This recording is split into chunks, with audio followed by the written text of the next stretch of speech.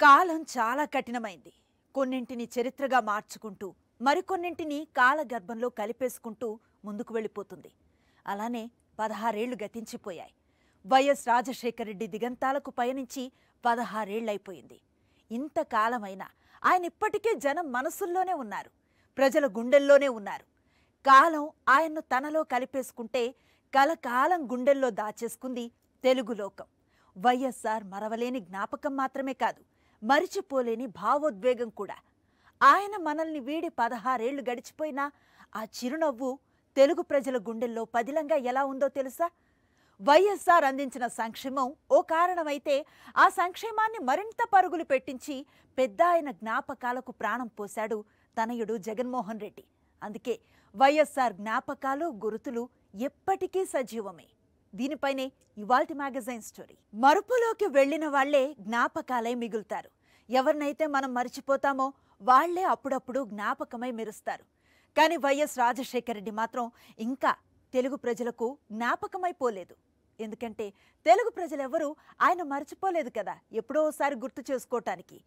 తరాల పాటు తన ముద్ర ఉండేలా అద్భుత సంక్షేమ పథకాలను అమలు చేయటంతో దివంగత ముఖ్యమంత్రి తన మరణ అనంతరం కూడా జనంతో మమేకమైపోతున్నారు. సంక్షేమానికి వైఎస్ఆర్ 2 అడుగులు వేస్తే తనయుడు వైఎస్ జగన్ 4 అడుగులు వేసి తండ్రిని తలపించారు. తండ్రిని మించిన తనయుడు అనిపించారు.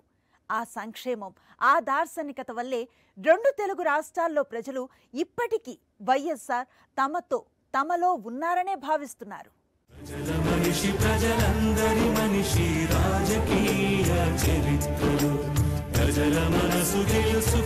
తెలుగు ప్రజల గుండెల్లో చెరగని సంతకం వైఎస్ రాజశేఖర రెడ్డి. నీతి మాలిన రాజకీయాల్లో విశ్వసనీయత, విలువలకు ప్రాణం పోసిన మహానేత. తరానికొకడు కాదు, తరతరాల తలరాతలను మార్చిన దార్శనికుడు. రాజశేఖర రెడ్డి చిరునవ్వుని తెలుగు ప్రజలు మర్చిపోరు. రాజశేఖర రెడ్డి అందించిన ఆరోగ్యశ్రీ అభయహస్తాన్ని తెలుగు ప్రజలు మర్చిపోలేరు. లక్షలాది బీడు భూములను మాగాణులుగా మార్చుతూ రాజశేఖర రెడ్డి చేసిన జల యజ్ఞాన్ని తెలుగు ప్రజలు మర్చిపోరు. రాజశేఖర రెడ్డి అందించిన ఫీజు రియంబర్స్మెంట్తో లక్షల కుటుంబాల్లో విరబూస్తున్న విద్యా కుసుమాలను తెలుగు ప్రజలు మర్చిపోరు. రాజకీయం అంటే దగా, మోసం అని తరతరాలుగా పాతుకుపోయిన అర్థాలకు పాతరేసి రాజకీయం అంటే సేవ, విశ్వసనీయత అంటూ రాజశేఖర రెడ్డి చెప్పిన సరికొత్త నిర్వచనాలను తెలుగు ప్రజలు మర్చిపోరు. మాట తప్పని, మడమ తిప్పని నైజమే వైఎస్ఆర్ ఇజం. నీతి మాలిన రాజకీయాల్లో విశ్వసనీయత, విలువల బావుటా ఎగరేసింది వైఎస్ఆర్ బాట. స్వార్థం, కుట్రలు, కుతంత్రాలే నాయకుడి అర్హతలుగా చెలామణి అవుతోన్న వేళ స్నేహం, ప్రేమ, ధీరత్వం, దార్శనికతే అసలైన నాయకత్వ లక్షణాలని నిరూపించిన మహానేత వైఎస్ఆర్. రాజశేఖరుడు మన మధ్య లేరన్నదెవరు? ఆరోగ్యశ్రీ అండతో మళ్లీ ప్రాణం పోసుకున్న కోట్ల మంది కుటుంబాల్లో కనిపిస్తోన్న చిరునవ్వు రాజశేఖరుడే. ఉన్నత చదువన్న ఊసే ఎరగని లక్షల కుటుంబాల్లో ఫీజు రియంబర్స్మెంట్ తెచ్చిన వెలుగు రాజశేఖరుడే. బీడుబారిన కోట్ల ఎకరాలను జలయజ్ఞం పచ్చటి పైరు కప్పి ఆశీర్వదించిన వేళ రైతన్నల కళ్లలో కనిపించే చెమ్మ రాజశేఖరుడే.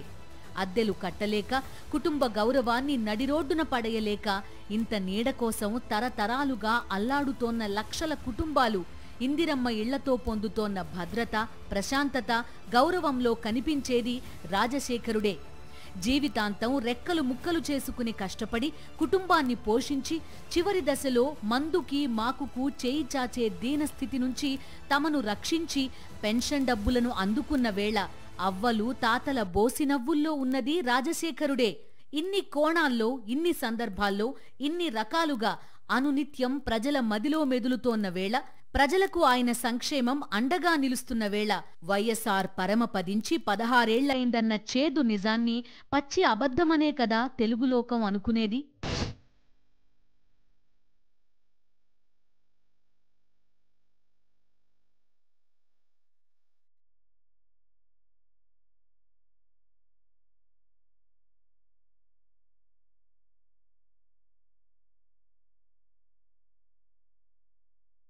వర్షం గురించి కలవరించే మనిషి, ఊరూరా వర్షం లెక్కలు వేసుకునే ముఖ్యమంత్రి, జలసిరులతో పంటలు బాగా పండాలని, రైతన్నల గడపల్లో సంతోషం వెల్లివిరియాలన్నది నిరంతర తపన.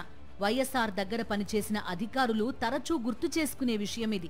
వర్షం పడుతుంటే కిటికీ పక్కన చేరి హర్షాతిరేకం ప్రకటించే వైఎస్ఆర్ కన్నా రైతు బంధువు ఎవరుంటారు? 16 ఏళ్ల క్రితం ఆ సెప్టెంబర్ 2న కూడా అదే రోజు మేఘాలు పట్టాయి. రాజన్న ప్రజాబాట పట్టారు. రచ్చబండలో ప్రజా సమస్యలను నేరుగా తెలుసుకోవాలని బయల్దేరారు. వర్షం మొదలైందో, ముందే దుశ్శకునం పలికిందో ఆకాశం భోరుమంది. వైఎస్ఆర్ పయనిస్తున్న హెలికాప్టర్ పావురాల గుట్టలో కూలింది. ఆ అన్వేషణ, రాజన్న తిరిగొస్తాడన్న ఆశ. ఆయన రాలేదు. తిరిగిరాని లోకాలకు మరలిపోయిన రాజన్న ఇక లేడన్న చేదు నిజం భరించడానికి వేలాది గుండెలకు సాధ్యం కాలేదు. ఆ దుఃఖ సాగరంలోనే మునిగిపోయిన జీవితాలెన్నో, గుండెలాగిపోయిన బతుకులెన్నో. కాలం ఆగిపోలేదు, కదిలిపోతూనే ఉంది. 16 ఏళ్లు గడిచిపోయాయి. రాజన్న స్మృతులు చెరిగిపోలేదు. ఎక్కడ సంక్షేమ ఫలాలు అందుతున్నా, ఎక్కడ అభివృద్ధి జాడలు కనిపించినా, ప్రాజెక్టులు కనిపించినా పెద్దాయన పేరే తలపుకొస్తుంది.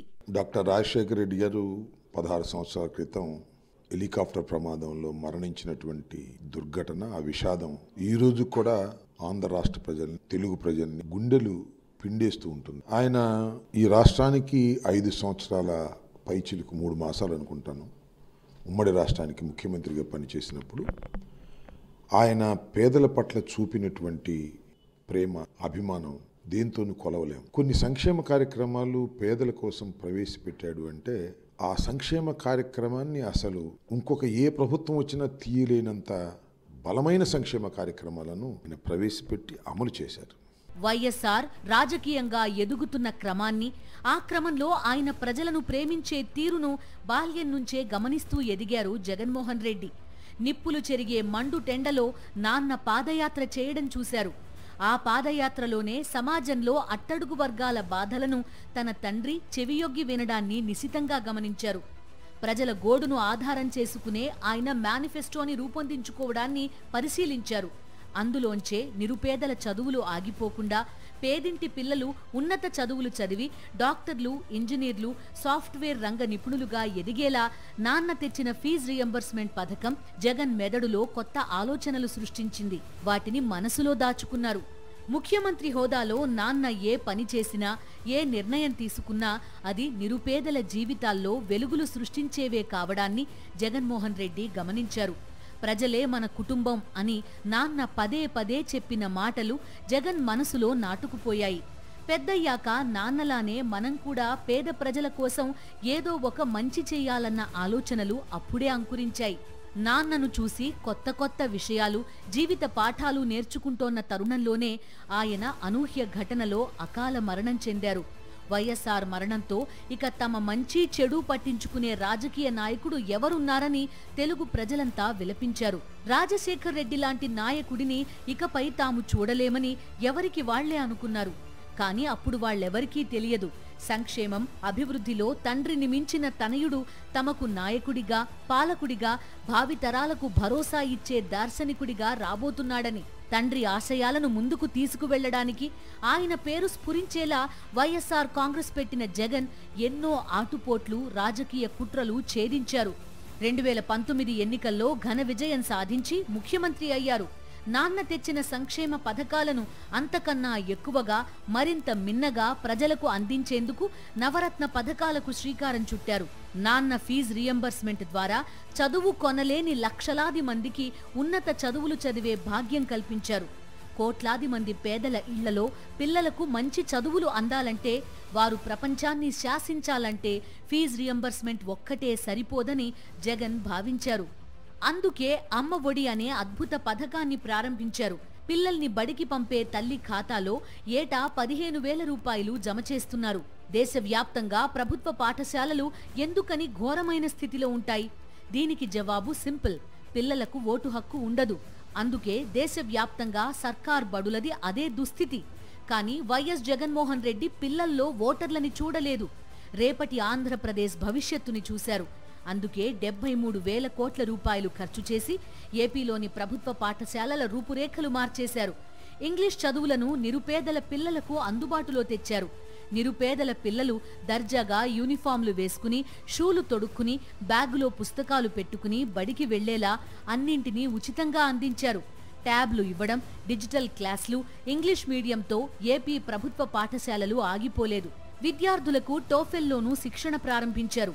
నేను మీడియా అకాడమీ చైర్మన్గా కొంతకాలం పనిచేసినప్పుడు పనిగట్టుకుని కొన్ని స్కూళ్ళను కూడా విజిట్ చేయడం జరిగింది. ఉదాహరణకి రేపల్లి దగ్గర ప్రముఖ నటి సావిత్రి గారు చదువుకున్నారు, అక్కడ పెరిగారు.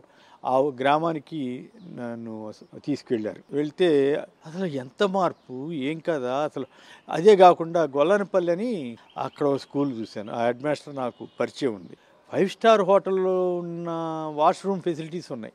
ఏంటి మాస్టారు ఇది అంటే, ఎస్ ఈ గవర్నమెంట్ వచ్చిన తర్వాత ఈ ఏర్పాట్లను చేశారండి, అద్భుతంగా చేశారు. చేయటమే కాకుండా మెయింటెనెన్స్కి కూడా డబ్బులు ఇచ్చినటువంటి పరిస్థితి. తండ్రి వైఎస్ఆర్ ఫీజు రియంబర్స్మెంట్తో పేదింటి పిల్లలను ఉన్నత విద్యావంతులను చేస్తే అంతకు మించి అన్నట్టుగా విద్యారంగంలో సంస్కరణలను, సంక్షేమాన్ని పరుగులు పెట్టించారు జగన్మోహన్ రెడ్డి. సంక్షేమంలో తండ్రి వారసత్వాన్ని మాత్రమే కాదు, దార్శనికతను అందుకున్న జగన్ పథకాల్లో, సంస్కరణల్లో వైఎస్ఆర్ జీవించే ఉంటారు. 1-2 ఏళ్లు గడిస్తే సొంత బంధువుల్నే మర్చిపోయే రోజులివి. అలాంటిది ఒక రాజకీయ నాయకుడిని దశాబ్దన్నర తర్వాత కూడా ప్రజలు తమ గుండెల్లో పెట్టుకొని కొలుస్తున్నారంటే ఏమనాలి, ఏమనుకోవాలి, ఎలా అర్థం చేసుకోవాలి? ఒక మహానేత మీద ప్రజలకున్న అభిమానం అలాంటిదని సరిపుచ్చుకోలేం. వైఎస్ఆర్ ప్రారంభించిన సంక్షేమం కంటి తుడుపు చర్య కాదు. వైఎస్ఆర్ అందించిన సంక్షేమం ఎన్నికల స్టంట్ కాదు. ప్రజల జీవితాలను మార్చే పథకాలను వైఎస్ఆర్ అందించారు. ఆ సంక్షేమాన్ని పదింతలు చేసి సమాజ స్థితిగతులను మార్చేసిన జగన్ పెద్ద ఆయన దార్శనికతకి మరింత రూపమిచ్చారు. సంక్షేమం, అభివృద్ధి ఈ రెండింటినీ సమదృష్టితో నడిపించిన మహానేతగా తెలుగు ప్రజల గుండెల మీద వైఎస్ఆర్ చెరగని సంతకం వేశారు. అయితే సంక్షేమం, అభివృద్ధి ఈ రెండింటినీ పరుగులు పెట్టిస్తూ తండ్రిని మించిన తనయుడిగా జగన్ సరికొత్త చరిత్ర సృష్టించారు. జగన్ సంక్షేమం, అభివృద్ధి, దార్శనికత ప్రతి దాంట్లోనూ వైఎస్ఆర్ ప్రజలను ఇప్పటికీ పలకరిస్తూనే ఉన్నారు. ప్రమాణ స్వీకారం చేసిన క్షణమే సంక్షేమంలో తనదైన సంతకం చేసిన వైఎస్ఆర్ ఎన్నికల వేళ ఇచ్చిన హామీలు మొత్తం అమలు చేయడం మాత్రమే కాదు, హామీలతో సంబంధం లేకుండా ప్రజా సంక్షేమం కోసం ఎన్నో పథకాలను ప్రవేశపెట్టారు. అందులో ఆరోగ్యశ్రీ ఒకటి. జబ్బు చేస్తే అప్పు చేయాలి, ఆస్తులు అమ్ముకోవాలి.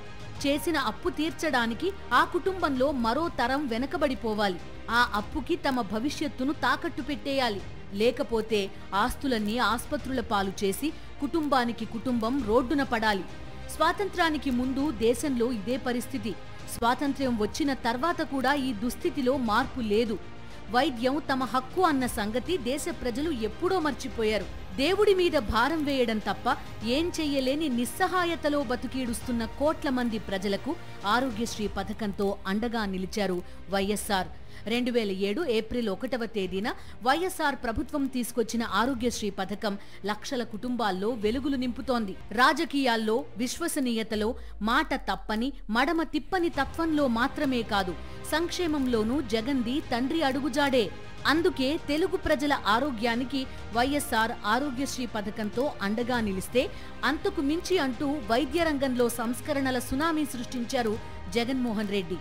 పేద, మధ్యతరగతి ప్రజలకు ఆరోగ్య అభయం ఇచ్చేశారు. వైఎస్ఆర్ ఆరోగ్యశ్రీ పరిమితిని ఏకంగా 25 లక్షల రూపాయలకు పెంచారు. వైఎస్ జగన్మోహన్ రెడ్డి ముఖ్యమంత్రిగా బాధ్యతలు స్వీకరించే నాటికి ఆరోగ్యశ్రీలో ప్రొసీజర్స్ సంఖ్య కేవలం 1059 మాత్రమే. పేద, మధ్యతరగతి ప్రజల ఆరోగ్యంపై ప్రత్యేక దృష్టి పెట్టిన వైఎస్ జగన్ ఆ ప్రొసీజర్స్ సంఖ్యని 1059 నుంచి 3257కి పెంచారు. చికిత్సకి 1000 రూపాయలు దాటితే చాలు, అది ఆరోగ్యశ్రీ పరిధిలోకి వచ్చేస్తుంది. అలానే నెట్వర్క్ ఆస్పత్రుల సంఖ్య 2309కి పెంచారు.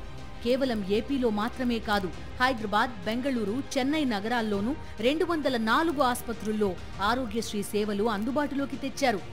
ఎంత పెద్ద వ్యాధి అయినా సరే, దానికి ఎంత ఆధునికమైన చికిత్స అవసరమైనా సరే వైద్యం ఉచితంగా అంది తీరాల్సిందే అన్న వైఎస్ జగన్మోహన్ రెడ్డి అభిమతంలో పెద్ద ఆయన వైఎస్ఆర్ని చూసుకుని మురిసిపోని తెలుగు వ్యక్తి ఉంటాడా చెప్పండి?